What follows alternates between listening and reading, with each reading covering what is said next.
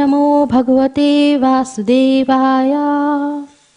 ओम नमो भगवते वासुदेवाय। ओम नमो भगवते वासुदेवाय।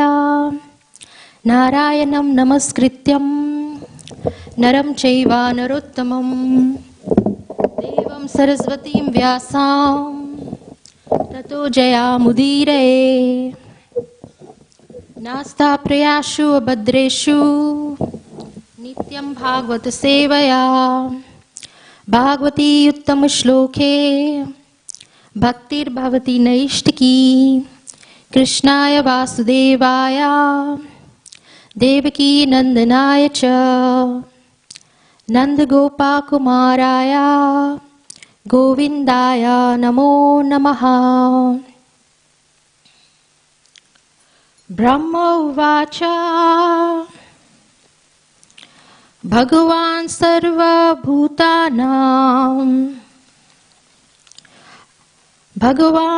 सर्वभूतानां आध्यक्षो वसिष्ठो गुहम्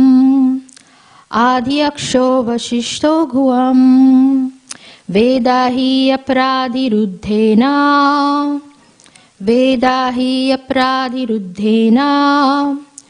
प्राज्ञेन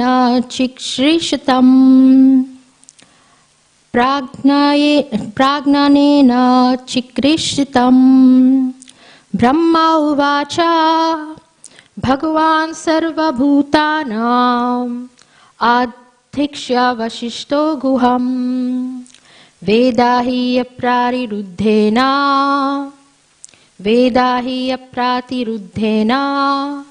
प्रज्ञानेन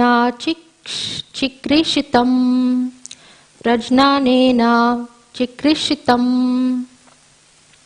ब्रह्म उवाच भगवान् सर्वभूतानां आध्यक्षो वसिष्ठो गुहम् वेदाहि अप्रातिरुद्धेन प्रज्ञानेन चिकीर्षितम्।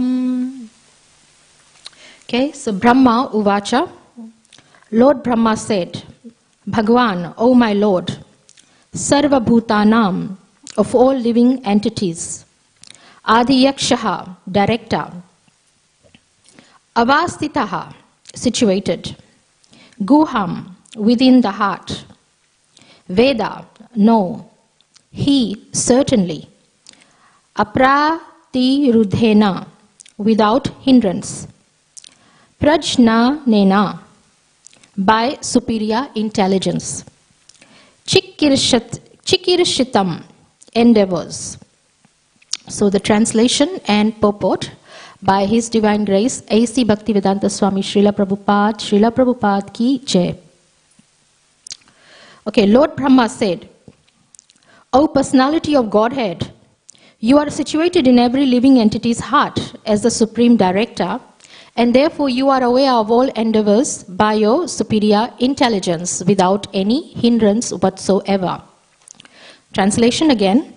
Lord Brahma said, O personality of Godhead, you are situated in every living entity's heart as the supreme director, and therefore you are aware of all endeavors by your superior intelligence without any hindrance whatsoever. The purport. The Bhagavad Gita confirms that the Lord is situated in everyone's heart as the witness, and as such, He is the supreme director of sanction. Let's repeat that, because I think that is very quite important. The Bhagavad Gita confirms that the Lord is situated in everyone's heart as the witness. So He's in everyone's heart, every single person. And as such, He is the supreme director of sanction. He is the supreme director of sanction, which means He is, sanction means to allow. So He's in everybody's heart and He sanctions activities of that particular person. So, and He's the supreme director of sanction. The director is not the enjoyer of the fruits of action. So the action is actually performed by the living entity in whose heart the Supreme Personality of Godhead resides, the action is done by the person, not Lord Krishna. And he's not the enjoyer of those fruits of action either. For without the Lord's sanction, no one can enjoy. The director is not the enjoyer of the fruits of action, for without the Lord's sanction, no one can enjoy. For example, in a prohibited area, a habituated drunkard puts forward his application to the director of drinking. And the director, considering his case, sanctions only a certain amount of liquor for drinking. Only a certain amount, though, not a lot. And similarly, the whole material world is full of many drunkards, in the sense that each and every one of the living entity has something in his mind to enjoy. And everyone desires the fulfillment of his desires very strongly. Every one of the living entity desires the fulfillment of his desires very strongly. The Almighty Lord, being very kind, the Almighty Lord being very kind to the living entity, as the Father is kind to the Son, fulfills the living entity's desire for his childish satisfaction. With such desires in mind, the living entity does not actually enjoy, but he serves the bodily whims unnecessarily, without profit. The drunkard does not derive any profit out of drinking, but because he has become a servant of the drinking habit and does not wish to get out of it, the merciful Lord gives him all the facilities to fulfill such desires. So just look at Lord Krishna's kindness. So there is a drunk out there who wants to drink. Is this unimaginable joy. But Lord Krishna is so kind, he'll say, okay, yes, my child, go ahead and enjoy. So he sanctions it. So if anyone has ever asked what does sanction mean, sanction means allows. And there is a certain limit that, it is a limit though, it is not unlimited. But there is a certain limit in which you are allowed by Lord Krishna to enjoy. Just like this drunkard, he is allowed to enjoy drinking. Obviously drinking is unnecessary. So here, the impersonalists recommend that one should become desireless. The impersonalists, they recommend don't have any desires. One should become desireless, and then others recommend banishing desires altogether. Don't have any desires, completely destroy them. Obviously, that is impossible. No one can banish desires altogether, because desiring is the living symptom. We desire to live. We can't remove the desire to actually live. We're all breathing because we desire to live. So desires cannot be completely banished. Without having desires, a living entity would be dead, which he is not. Therefore, living conditions and desires go together. So if you happen to be living, you are desiring. Or each one of us, each and every living entity, if they happen to be living, they have desires. They go together. Perfection of desires may be achieved when one desires to serve the Lord. And the Lord also desires that every living entity banish all personal desires and cooperate with his desires. Cooperate with his desires, cooperate with Krishna's desires. There is a last instruction of the Bhagavad Gita. Brahmaji agreed to this proposal, and therefore he is given the responsible post of creating generations in the vacant universe. Oneness with the Lord therefore consists of dovetailing one's desires with the desires of the Supreme Lord. That makes for perfection of all desires. The Lord, as the super soul, is in every heart of every living being, knows what is in the mind of each living entity, knows what is in the mind of each living entity. So he knows what's in your mind. And one can do anything without the knowledge of the Lord within. Oh, sorry, let me repeat that. And no one can do anything without the knowledge of the Lord within. By his superior intelligence, the Lord gives everyone the chance to fulfill his desires to the fullest extent, and the resultant reaction is also awarded by the Lord. So here I'll read that last sentence again of this purport. By his superior intelligence, the Lord gives everyone the chance to fulfill his desires to the fullest extent, and the resultant reaction is also awarded by the Lord. So, Om Agyana Timirandasya Gyananjana Shalakaya Chakshurun Militam Yena Tasmai Shri Guruve Namaha Shri Chaitanya Manovistam Stapitam Yena Bhutale Swayam Rupa Kadamayam Dadati Swapadantikam Vandeham Shri Gurum Shri Yutapadakamalam Shri Gurum Vaishnavamscha Shri Rupam Sagrajatam Sahagana Raghunatan Vitam Tam Sajivam Sadvaitam Savadutam Parijana Sahitam Krishna Chaitanya Devam Shri Radha Krishna Padan Sagana Lalita Shri Vishakhan Vitamscha. He Krishna Karuna Sindhu Deen Bandhu Jagatpate Gopesha Gopika Kanta Radha Kanta Namastute Tapta Kanchana Gorangi Radhe Vrindavanishwari Vrishabhanu Sute Devi Pranamami Hari Priye Vanchakalpa Trubhyascha Kripa Sindhu Evacha Patitanam Pavanebhyo Vaishnavebhyo Namo Namaha. Jai Shri Krishna Chaitanya Prabhu Nityananda Shri Advaita Gadadhara Srivasadi Gaur Bhakta Vrinda Hare Krishna Krishna Krishna Hare Hare Hare Rama Rama Rama Hare Hare. So Namam Vishnupadaya Krishna Prastaya Bhutale Srimate Bir Krishna Goswami Niti Namane Namo Hamsa Nikashaya Prabhupada Priyayate Shuddha Shuddhi Nishtabhem Tasya Vakya Nuvadine. So this is quite an interesting shlok. It addresses what we all are going through. Why we are also confused. We are living entities, and we are full of desires. Desires means we want to do this, so we want to experience that, or achieve or acquire certain things. And the reason we do that is because it makes us happy.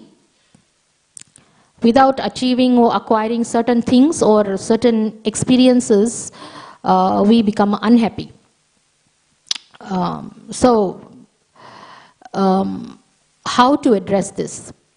Because in this purport, Srila Prabhupada has used this analogy.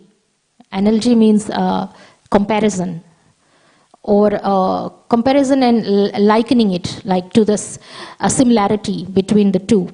So he's using an example to illustrate the similarities between the two things. And Srila Prabhupada is comparing drunkards to us, the living entities. What Srila Prabhupada in his purport mentions that we are all like drunkards. Now, in this purport, the translation, Lord Brahma said, "O personality of Godhead, you are situated in every living entity's heart." The opening sentence of the translation is, you are in every living entity's heart. And you are the supreme director. So what that means, like you are a soul and you are residing in a body. Whatever body you have. You might be a human being, or you might be a female, a male, a child, an old person, a maturing person. You could be an animal, a bird, an ant, a cockroach, any living entity, a fish. You are residing in that body that you have as a soul. And Krishna, the Supreme Personality of Godhead, resides there with you in your body. He is in the heart of every living entity. And He is the Supreme Director. So He is the big boss. And He is in your heart as the boss. And He is the observer. So, because He's the director, and therefore you are aware of all endeavors of your superior intelligence without hindrance whatsoever. So he is aware of what's going on and what you are doing and what you need. And he is actually inside your heart. He knows, and your mind. He knows what's in your mind. He knows all your desires. So sometimes we come across this, oh, my prayers have been answered. I've been praying in my heart. And look, today my prayers have been answered. Well, yeah, because Krishna knows. He's in your heart, so he answers your prayers. And there is this this example. He sanctions what you need. Basically, he says, okay, you are allowed to do this. So that's sanction. That's what sanction means. It's a very interesting thing, because sometimes you think, how can Krishna sanction this? This is against the regulative principles. So how weird is it that he sanctions it? We'll discuss a little bit later. As Srila Prabhupada mentions, this is a class by His Holiness Tamal Krishna Goswami Maharaj, where he explains why Krishna sanctions certain things that that would otherwise be questionable. Like there's lots of nasty things going on in the world, and people are doing nasty things, but just small things. Like, for example, well, since we are talking about it, might as well discuss it now. Say the Hare Krishna devotees, they don't take tea or coffee, nicotine. We don't take caffeine. We don't take caffeine. And we don't take garlic and onion. So then it's not sanctioned. So that's the other side of being sanctioned, is not sanctioned. So we don't have that sanction. We can't take garlic and onion because it's unofferable to Krishna. Krishna is displeased with garlic and onion. We cannot offer him in his prasad, in his bhoga. So we don't eat it. What Krishna doesn't eat, we don't eat. So it's not sanctioned. However, there are certain conditions, like say a heart condition, or in India sometimes you get this hepatitis. Waterborne, is it? Or yeah, I think it's waterborne, or food, in the food you can get hepatitis or something. And the kiva, the solution for this is garlic. It's not total kiva. It may not totally remove that disease or that sickness, that condition that you're going through, but garlic. So then you are a devotee and say, how can I take garlic? Well, if it's medicine, you take it. That is just for the time being, that your condition is lasting. So then it becomes sanctioned. It becomes sanctioned. Because your health condition depends on it. So the living entity also, the state of the living entity, the desires of the living entity depends on certain requirements or certain needs. And so then it's sanctioned by the Lord, who is residing in the heart as super soul. It sanctions it, and so the living entity performs that particular karma or action. So there's example that is always cited in our Vedic scriptures, is just Krishna. He resides in the heart, just like with you, just like the two birds in a tree. There are two birds in a tree. The heart is like the nest where the two birds reside. So that's your heart, that's the nest, and the body is the tree. The body is the tree, and the Lord and the entity, living entity, reside side by side in the nest, that is the heart. And what happens is one bird, which is the soul, the living entity soul, he tastes the fruit of that, whatever fruits he's wanting. So whatever desires, he's tasting it, he's eating it. And the other bird, the super soul, the Supreme Personality of Godhead, he observes the bird number one, which is you, tasting the fruit. So he's observing, but he's also waiting. What is he waiting for? He's waiting For the time when when the bird realizes that it's a foolish idea to be tasting this fruit, and he gives it up, and then he realizes that the actual sweetness of is the relationship with the Lord. So what I'm saying is the fruit that the bird is eating, the fruit that every living entity soul is eating, is actually bitter. It can be nice when you start off with it. It's a nice fruit, we're enjoying it, and then it becomes bitter. And then you realize, oh, Krishna, this is very horrible experience. And what I really want is to enjoy the sweetness. And Krishna's waiting for you to come to that realization, because you're foolish. That, we want the sweetness of the nectar relationship with you. So he's waiting for that. While the soul is eating that fruit, the Lord is the supreme enjoyer. He's unaffected by it. He doesn't enjoy it. He's just observing. He's not affected by it at all. And every type of living entity in this world is going through that. And every aspect of nature is connected with Krishna. Every living entity, every aspect of nature is connected with Krishna. Because Krishna, there are three aspects to Krishna. One obviously is beyond this universe, which is the spiritual world, which is where Lord Krishna resides. And that's Bhagwan. That's God. And that's the spiritual world. The other one is, it is the universe. As the universe. That's Krishna too. The whole universe is the Lord of the universe. Lord of the universe is the Virat Roop, which he has revealed in the Bhagavad Gita to Arjuna. The Virat Roop. That's as the universe itself. That's Krishna. And then the third one, the three aspects, the third one is actually within the universe. Within the universe. Within the universe as Paramatma inside every living entity. So, these desires, let's talk a little bit about that. And, actually the whole purport is about desires and how Lord Krishna sanctions those desires. It's a very interesting topic. It is actually something that I've recently was presented with this situation about sanctioning certain desires and why Krishna does that. Because, it's interesting that Krishna would sanction certain,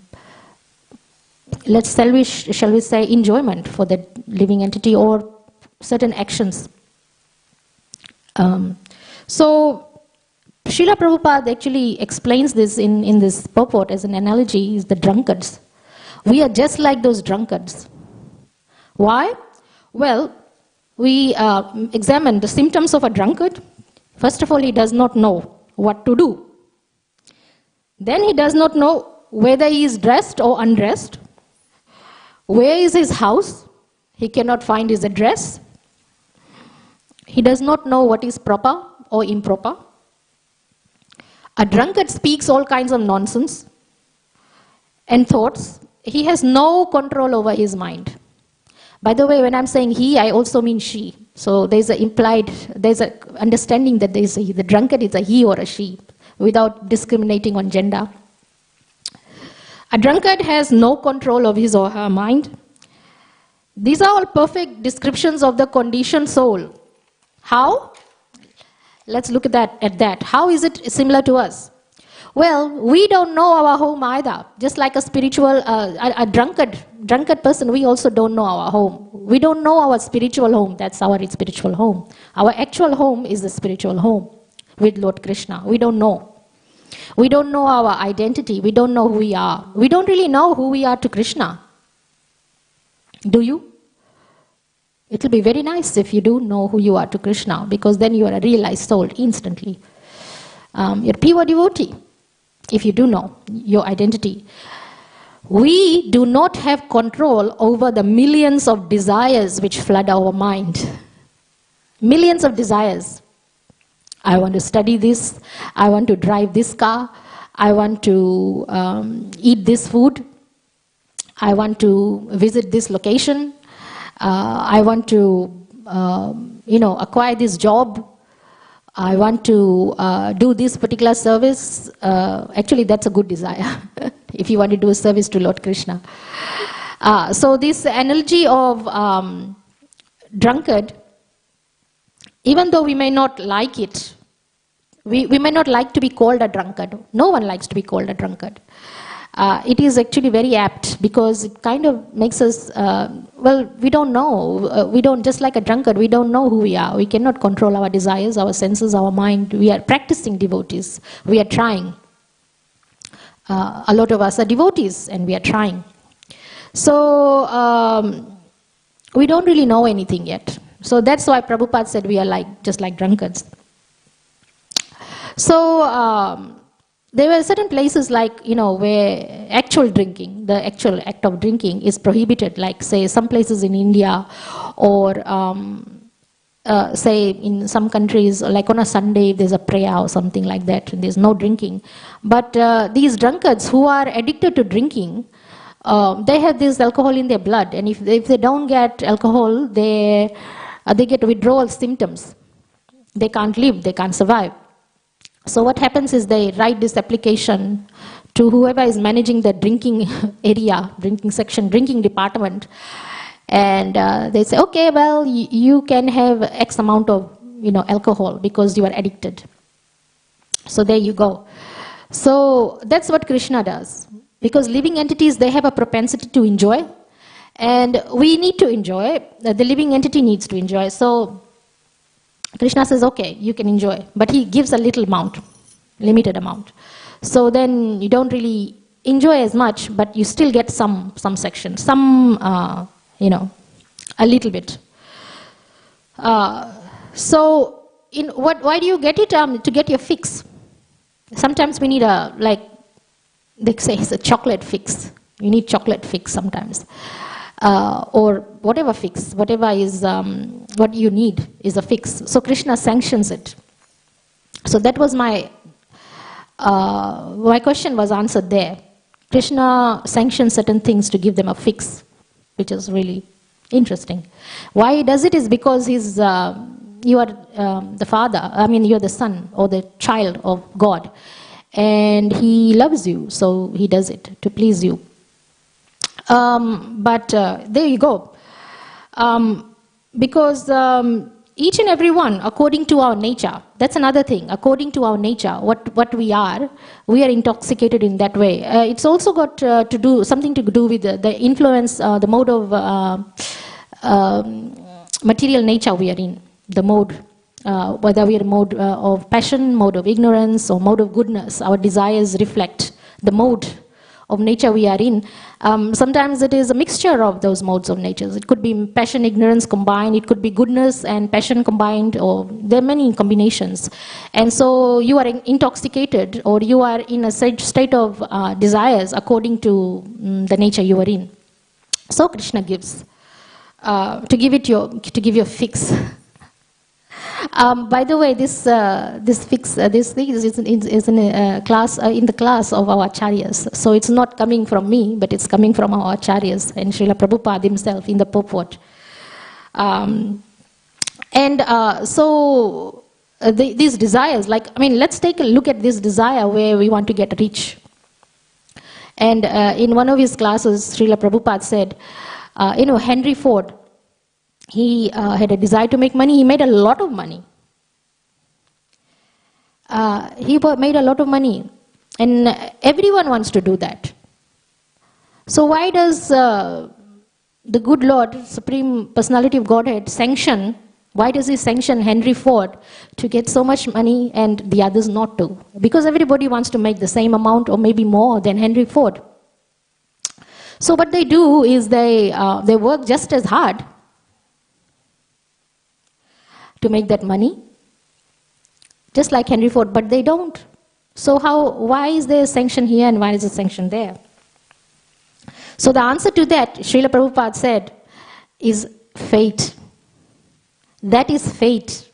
So it was in Henry Ford's fate to earn X amount of dollars. So whatever it is that you are enjoying, or whatever it is that has been sanctioned, according to Srila Prabhupada in his class, it is that fate, it is your fate. Whatever you have, whatever Henry Ford had, even though there were others who made the same effort and worked just as hard, they couldn't get that. They couldn't get as much money. Why? Because it was not in their fate, but it was in the fate of Henry Ford. So whatever it is that you desire, if you don't have it, it is because it is not in your fate. That's coming from Srila Prabhupada, not me. And why is it in somebody else's fate? Why is it in somebody else's hands? Because it is in their fate. That's the difference. Even though you work just as hard and you desire the same. So you can also call it karma. I mean, why does one come into this world disabled and handicapped and one doesn't? One is full and able-bodied.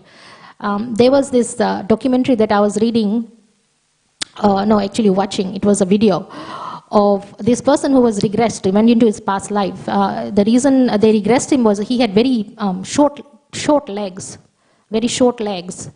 The length of his legs were extremely, like a dwarf, I guess. So short, abnormally. So they were wondering why. So they regressed this person, this dude, and he was sitting there, and he remembered that in one of his past lives, many lives ago, so several lives ago, he had attacked a woman, raped her actually, in a most horrible way. And so he was punished by nature, by God. In his next life, he was under a train, and both his legs were crushed under the train. That was another life. And then in this life, his legs were not crushed. In this current life, his legs were not crushed, but his legs were amazingly short. So he still had disability in walking. This is a documentary that I was watching. I mean, I am interested in this kind of things because I want to know, I want to be convinced that we are the soul. And these live documentaries where people are regressed, they go into their past lives, it proves that we are the soul. We are taking different bodies. And according to our karma, we get a fate. And we get our share in that fate, whatever it is. I mean, some people are born rich. They're not all disabled. I mean, they be good fruits of the action and bad fruits of the action. So there is some fruit, some desires, and that's called karma. So that's fate, sanctioned by Lord Krishna, obviously. So there was this question, since we are born with a destiny, and this question was put forward by one of the journals. This was in the class at Tamal Krishna Maharaj. It's called Bhakti Vidya Bhavan. And journal, and they wrote a letter to Srila Prabhupada with questions, and they said, can we change our destiny? Can we change our fate? In other words, if my fate has got a certain sanction there, can I change it? Can I change my destiny? And Srila Prabhupada said, no. There's nothing about destiny that you can change. There's nothing about fate you can change. If it's meant to happen, it will happen. However, there is a little proviso there. However, there is a certain part of your destiny that you can change. You can't change what's in your fate, but there is something there that you can change. What is it that you can change? You can change your spiritual destiny. That is in your hands. By chanting the Hare Krishna Mahamantra, Hare Krishna, Krishna Krishna, Hare Hare, Hare Rama, Rama Rama, Hare Hare, you are chanting the Lord's names, you are chanting to Hari, you are chanting to Krishna, Lord Ram, that you want your destiny to be changed, your spiritual destiny can be changed. Because why? As a super soul, he is residing within you, like, that the two bird examples that we talked about. That bird is just sitting there observing. That Krishna is just observing. He is a neutral party. He is not doing anything, he is not saying anything. As soon as you start chanting the Hare Krishna Mahamantra, as soon as you surrender yourself to Krishna, Krishna will say, okay, I'll stop being neutral. Okay, let's go. He'll say, okay, I am not going to be neutral anymore. I will prepare you to come back to me. So that part of your destiny you can change. You can change and become a devotee. That part is not fixed. However, according to your karma, whatever it is that whatever else material things you are going to get or not get, you can't change that. In other words, the example that Srila Prabhupada gave was Tamal Krishna Maharaj. He said, you are a human being, how many chapatis can you eat? I mean, I would say, how many pizzas can you eat if you like a pizza? How many pizzas can you eat? I don't know, maybe 2, 3. How many rotis, how many chapatis? 6, 7, 8, I don't know what your limit is. But that's about all. If you are an elephant, you can eat a lot more chapatis. Or if you're a cow, you can eat more. But since you are not a cow, you can only eat. So in other words, your propensity to enjoy whatever it is or have whatever is limited according to your body. So you can't go beyond your quota. Everybody is given a quota. So I've been given a quota to live through certain karmas. And I've got to live through that. So we have an allotment. And that allotment is beyond our control. We can't control it. If it's meant to happen, it's meant to happen. And you can't, no matter how many tears you cry, it happens. However, because you are spiritually inclined, because you are chanting the Hare Krishna Mahamantra, because you are under the protection of Krishna, and because Krishna has said, okay, since you are chanting, you are calling out to Krishna, please don't be neutral. Please change my destiny. Because you've done that, then what Krishna does is he reduces the effect. So whatever is meant to happen, he reduces the effect, or he changes it into a spiritual proposition or spiritual experience. So it might be something in service of Lord Krishna. Whatever it is dovetailed.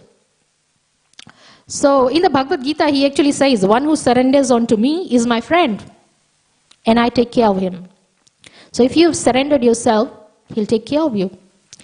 And that's actually when Krishna gives up being neutral, the neutral super soul Paramatma in your body, in your heart. The chanting, that's the whole process of bhakti. And we are actually telling Krishna to stop being neutral. And the lovely example that we come across in the Mahabharata is the one example is given to Arjuna and Duryodhana. Krishna gives a choice. I mean, that's what I do too. If I am faced with a dilemma, I give that person a choice. You either do this or you do that. And that's what Krishna does too. I mean, this is an intelligent way of handling a situation. You give the person a choice, or you give yourself a choice. Choose this or you choose that. Choose to chant Hare Krishna or choose not to chant Hare Krishna. So, Lord Krishna gives Arjuna and Duryodhana a choice, because both of them went to Lord Krishna for help to fight in the battle in Kurukshetra. They asked Krishna for help. And Krishna said, okay, I'll give you a choice. On one hand, it's just me without any weapons, and I will not lift any weapons on my hands to fight. Just me, by myself, neutral. And on the other hand, it's all my army and my weapons and all my material energy. So you choose. So he throws out that choice to both Arjuna and Duryodhana. So what does a non-devotee do? A non-devotee chooses material life. A non-devotee chooses material energies. And that's what Duryodhana did. He chose his army, the weapons, the strength, the material energy. Duryodhana immediately chose, that was his choice. And Arjuna, what was his choice? He said to Lord Krishna, I'm your devotee, I choose you. And if you are there, I can win any battle. I'm satisfied. I will fight. So that was Arjuna. So that's the choice. So, and we know that outcome of the battle, by the way. I mean, it's nice to know the outcome, how everything ends. It's very nice to know that. If Krishna gives you you are a devotee, you have certain mystic powers, you kind of end up knowing how something is going to end, obviously. It'll be nice. Anyway, we know how the battle ended with Arjuna and Duryodhana. Who won? Arjuna won. Because he chose Krishna. So that was the choice. So in life also, what do you choose? Do you choose to, do material things and, choose non-association of devotees? Like, in other words, if you are given a choice of associating with devotees and become a devotee, become initiated or become a servant of Radha Gopinath, or, opportunity to chant Hare Krishna, those, change your spiritual destiny, then you choose that. That's the intelligent choice. That is the dilemma that we are in. And so, let me just skip to, because we have not very much long, and so I'll come to the conclusion. There's so many interesting things that I had written, because I found this topic very close to heart. And we are all suffering from something or other. We are always looking for something or other. And we really are in a confused state, like a drunkard. What are we going to do? What are we going to choose? So, you give a person a choice. And Srila Prabhupada said that that's a solution. How do you remove your desires, the material desires? You dovetail it into Krishna conscious. In other words, if you are earning so much money, you use that for Krishna service. That's dovetailing. If you are, desiring to, what other desires do you have? Whatever desires you have, you use it for Krishna's benefit. In other words, use it for Krishna. Help devotees. If you're a doctor, then you serve devotees. When in Tamal Krishna Maharaj's class, he was saying, Srila Prabhupada, he used to sometimes eat nice things. His favorite was kachoris, I think. So that's a desire, right? That it's my favorite food stuff and I'm eating it, and Srila Prabhupada's eating it. So how does that dovetail into Krishna conscious? Because we are enjoying the tongue and the taste. Well, we know that all of Srila Prabhupada's energy, all, was dedicated to serving Lord Krishna, fulfilling Lord Krishna's desires. Every single bit. And sometimes he used to say, double the book distribution. Now what's that? Well, Srila Prabhupada's desire was exactly what he had done, was he had taken Lord Chaitanya Mahaprabhu's desire for preaching and Sankirtan as his own desire. So Lord Chaitanya's desire was Srila Prabhupada's desire. So book distribution, Sankirtan, spreading the holy names. Even though that's a desire, but it's dovetailed straight into Lord Chaitanya's mission. In fact, this spreading of the Chaitanya, I'm going to skip to this place where Tamal Krishna Maharaj says, Srila Prabhupada encouraged us all to be obsessed with Chaitanya Mahaprabhu's mission. If we are obsessed with the desire of Lord Chaitanya Mahaprabhu, distribution, preaching, right now I'm giving a small class in my small way. I'm hopefully getting the message to somebody who's listening. Maybe they're listening. A small way, we are obsessed about preaching. Why? Because it's not our desire, it's Chaitanya Mahaprabhu's desire. And so once you do that, then all the other desires, they become insignificant. You you forget the rest of the desires. So you forget the rest of the desires and you start preaching. And that is Chaitanya Mahaprabhu's desire, is your desire.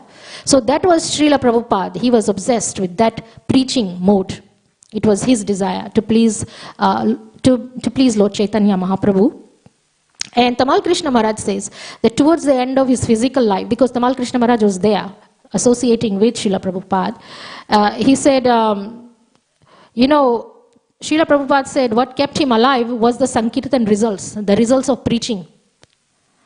Prabhupada would say, yes, after listening to the results of the preaching, yes, this is giving me life, this is keeping me alive. Preaching was keeping Srila Prabhupada alive.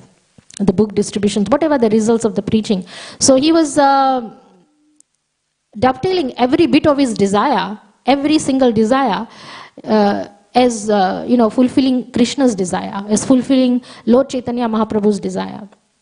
So what is our desire? We have to dovetail it into serving the spiritual master. serving the spiritual master, serving the devotees. That is the choice that we make. So then our desires, they don't disappear, but they are used for Lord Krishna. Because it is impossible to remove our desires. However, those material desires, they disappear. Because you are spiritually inclined after this. So then what happens is your destiny, we were talking about the destiny, that changes. Your spiritual destiny changes. And you become a different person. In fact, physically you look different. Physically speaking, you will have the effulgence of a devotee. You will look like a devotee. Devotees have a certain look. Even the physical appearance changes. How that is done is actually by the touch of a devotee.